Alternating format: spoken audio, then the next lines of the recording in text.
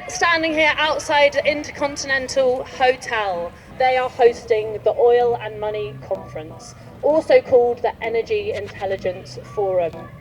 At this event, the CEOs of Shell, Total, Saudi Aramco and Equinor, the company behind Rosebank, the newly approved massive oil field in the North Sea, will gather together to do oily deals and schmooze our politicians. We are seeing mass poverty in this country. We have the solutions, but what we lack is political will. Why do we lack this? Because our politics has been corrupted by oily money. Our politics has been corrupted by the fossil fuel companies gathered in this building behind us today. I think this is happening across the industry at all their different events. They're calling what used to be International Petroleum Week, International Energy Week, and this, the Oil and Money Conference, the Energy Intelligence Forum. It's the way for the fossil fuel companies to continue to expand fossil fuels while pretending they're talking about the much friendlier seeming energy. And this is straight out of the fossil fuel industry's playbook of making it appear that they are taking climate action, that they're investing in solutions, while actually doing the absolute opposite. We saw more emissions last year than ever before in history. The trajectory is only getting worse and worse, and the fossil fuel industry is a major driver of that. It's because they're doing more fossil fuels while hiding behind labels like energy intelligence. Do you think people realise how much the energy industry and oil companies are embedded in energy policy and how much of a say they have in, you know, the quote-unquote transition? So I think in the past year or so, the UK public have become very suspicious of oil and gas companies because, well, frankly, in the last year, 7 million households have been placed into fuel poverty. Meanwhile, companies like Equinor are making record profits. In 2022, Equinor posted pre-tax profits of £62 billion, and that is literally off the back of skyrocketing energy costs for the UK public, and we are all feeling that. So there is a sort of scepticism and distrust of energy companies in the UK like we've never seen before, and we need to harness this to draw the links between the cost of living crisis and the climate crisis, because it is the same companies that are profiting off of our poverty, profiting off of us being like cold in the winter and families having to make impossible decisions between heating their homes and feeding their children. It's the same companies who are responsible for that who are responsible for the climate crisis. So I think people are really waking up to this fact. They're really waking up to the fact that these large companies are not serving to protect us. They're serving to protect the status quo and to protect their own profits at the expense of people. Beneath these waters lies 500 million barrels of oil. To the companies developing it, that spells billions in revenue. To environmental groups, enough carbon belched into the atmosphere as 56 coal-fired power stations running for a year. The UK government has just approved the massive Rosebank oil field. All Rosebank will do is make Equinor, a company which supplies 27% of the UK's gas demand, and posted pre-tax profits of £62 billion in 2022 off the back of skyrocketing energy costs for the UK public. This will only make them even more money, while millions of households in the UK struggle to afford to stay warm. Now that obviously Rosebank has been licensed, and it doesn't sound necessarily like a Labour government, if it were to get into power, would reverse that. What options do climate activists have now to stop Rosebank? Is it going to have to be a case of, direct action, breaking the law, taking whatever means necessary to stop this from happening? We intend to take the UK government to court. We believe that it is unlawful that they have made this decision. So firstly, challenging the UK government in the court and on the streets. Secondly, increasing the stakes for Norway and Equinor. So Equinor, the company behind Rosebank, is majority owned by the Norwegian government. So Norway is also ultimately responsible for the actions of Equinor and has made a commitment to align the actions of state-owned companies with their national climate targets. So there are a lot of ways that we can go about this. Also, finally, increasing political opposition, especially as we head into the general election. Rosebank has become a lightning rod issue already, but we're going to see this more and more. We have opposition to Rosebank from every major political party, including Chris Skidmore from the Conservatives, who wrote net zero into the law. This is not just a fringe issue, but this is something that we really want to bring into like mainstream political dialogue.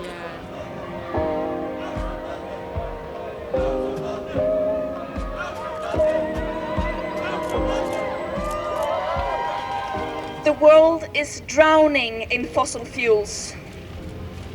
Our hopes and dreams and lives are being washed away by a flood of greenwashing and lies. It has been clear for decades that the fossil fuel industries were well aware of the consequences of their business models. And yet they have done nothing. The opposite. They have actively delayed, distracted, and denied the causes of the climate crisis. The elite of the Oil and Money Conference, they have no intention of transition. Their plan is to continue this destructive search of profits. We have no other option but to put our bodies outside this conference and to physically disrupt. And we have to do that every time. We have to continue showing them that they are not going to get away with this. People have been saying this for decades, and people living on the front lines, scientists, indigenous peoples, have been raising the alarm, but their voices have been drowned in greenwashing and lies coming from people in power. What's the point of raising the alarm if the alarm's not going to be listened to? Yeah, I did for a long time assume as a scientist that this was like an information problem, that, the scientists aren't communicating clearly enough. We need like more reports. We need even more like extreme language, and it turns out that that's not it. Like the science has been very clear for decades. The solutions have been absolutely obvious for most of that time. And the politicians do get that. They get those reports, but it all just is fed in along with what they're hearing from the energy companies, and the priorities of GDP and other things are just take precedent. Right. And so as an individual, have you found yourself kind of becoming somewhat disillusioned with the power of science to actually influence debates like this? I would say so, yeah. I basically, what we need is counter power. So we need social movements are a really crucial part of that. I mean, if scientists can lend, a little bit of credibility to movements, then so be it. But what we need is over there.